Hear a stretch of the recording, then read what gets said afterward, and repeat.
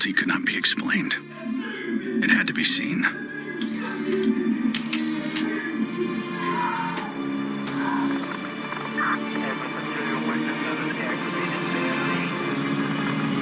The perfect shot pierced our numbness, sent up a flare to save the next generation. It said, "This is where we've been. Don't follow." Then there was no one left to heed the warning. And the only one left to save was yourself. My earliest memory is war. It was a conflict so complex that it could never be resolved.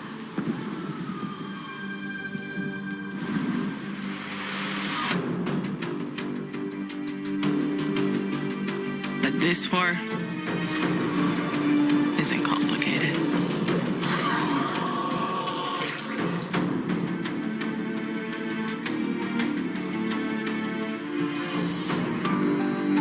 Death is still heartbreak.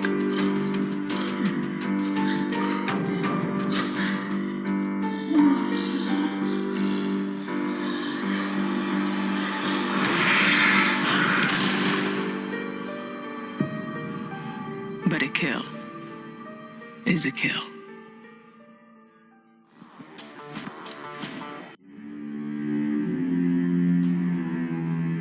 Don't play in the dirt, Ethan. Stop fighting, Ethan. Be polite, Ethan.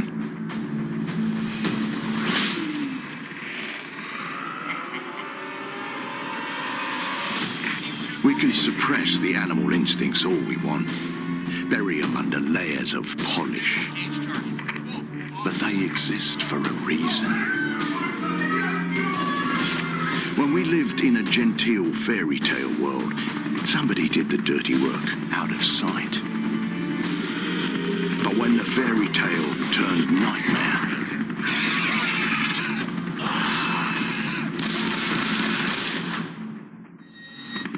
those instincts were the only thing that kept us alive.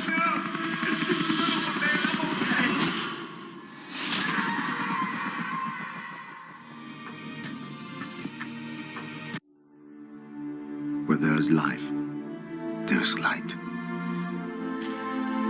The glow of hope. At times, it burns brightly, but dwindles and fades.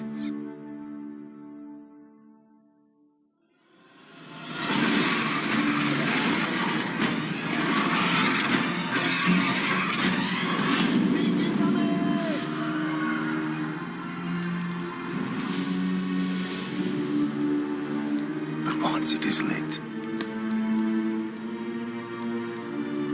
we must never let it die.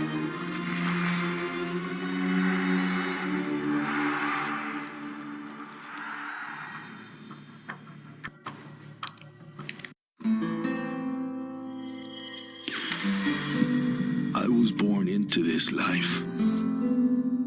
I suffered for it. And reaped the rewards. I could tell you that I didn't want it. That I tried to get out. But I got no reason to lie anymore.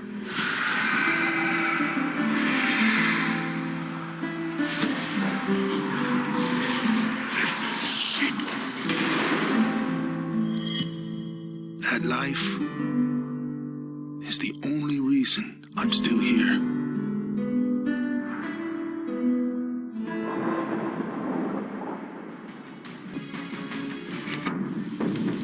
We're so small, really.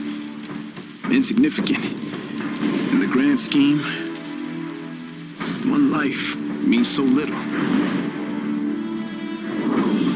You dedicate yourself to a principle. But in the end, it's out of your control.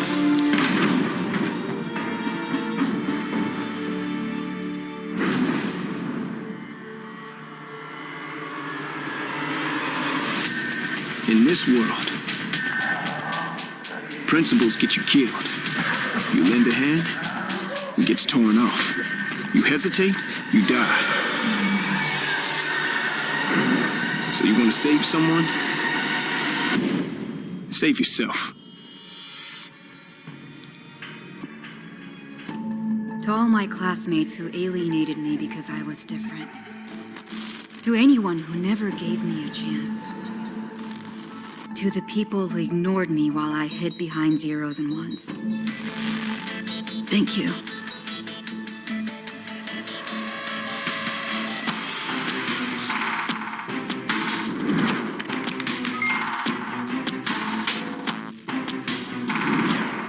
Without you, I would never have made it this far.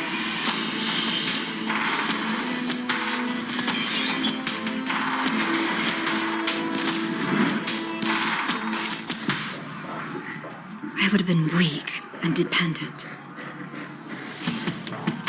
I would have ended up just like you.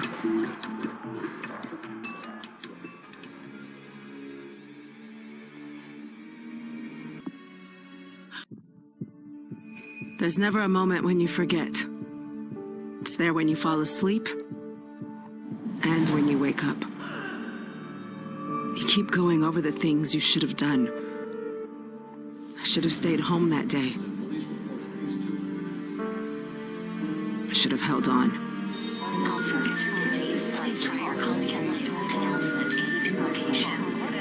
The agony is always there. But I've learned to live with it. Because the only thing stronger than regret is hope.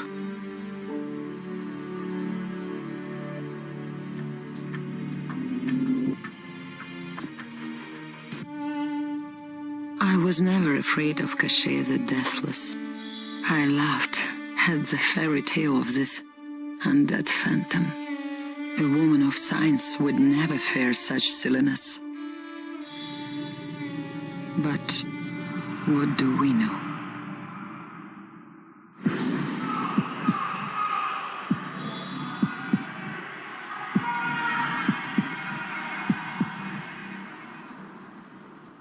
Science cannot explain what I've seen. And in the face of such horror, there is no logic.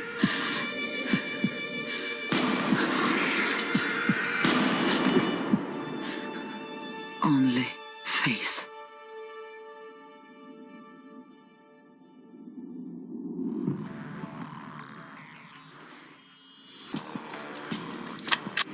I was just a boy when the Soviet Union collapsed. The nation was divided in two. Those with power, and those without. At 8 years old, I learned the price of weakness. And I vowed never to pay that price again. I became the strong man. I gathered wealth, influence, and power. But nature is indifferent to the hierarchy of men. Once more, she burned my world to ashes, leaving only bitterness and the rage I would need to survive.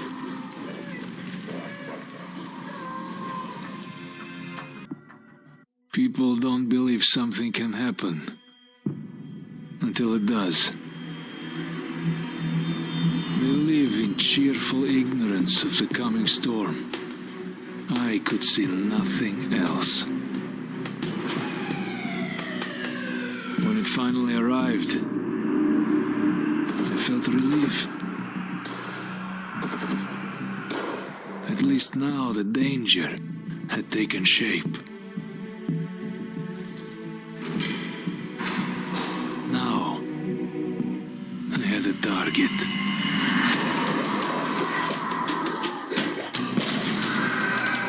And I didn't have to fight alone.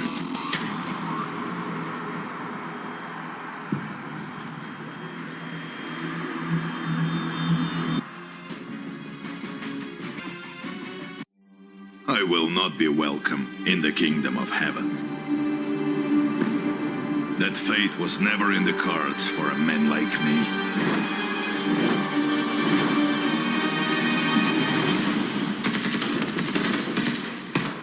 The Lord had other plans.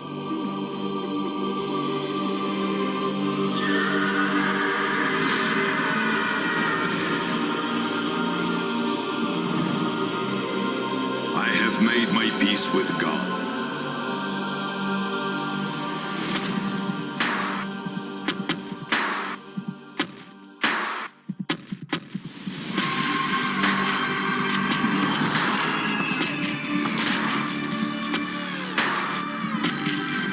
He is with me in this life,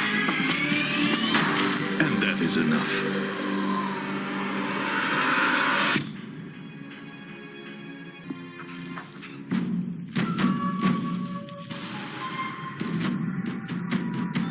I was 11 years old the first time I felt the ground shake. My instinct was to leave. But my grandparents wouldn't hear of it. This is our home, they told me. We don't leave. I came to live by that code. Earthquakes, tsunamis, typhoons, they're all part of life here. We accept them. We don't leave. When the evacuation was announced, I rejected it. This wasn't our way. Then I saw them. And I understood. This wasn't another disaster. This was a war.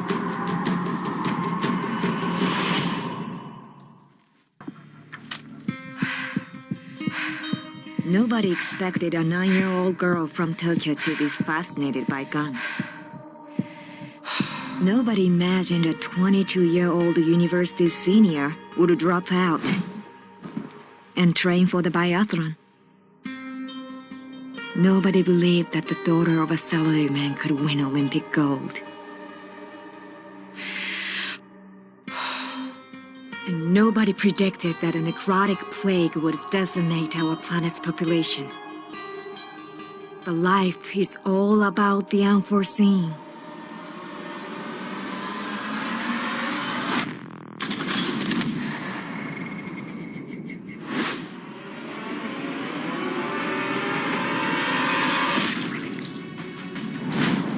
And nobody saw me coming either.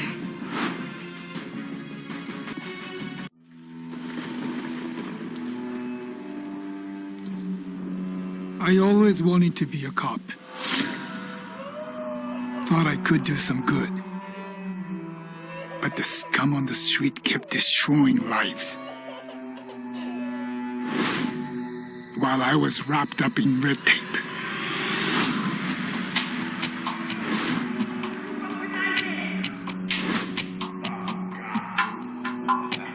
Shackled by senseless laws. The virus stripped all that away, left us to fend for ourselves. And finally, the chains were off.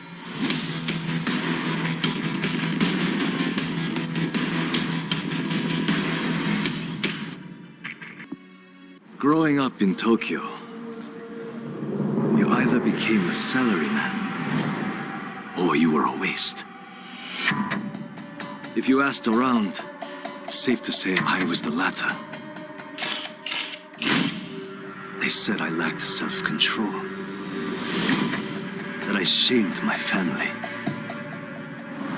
So my father sent me off to relatives in the States. Turns out, Americans care a lot more about earnings than honor. Which worked out fine. Until the Zeke showed up.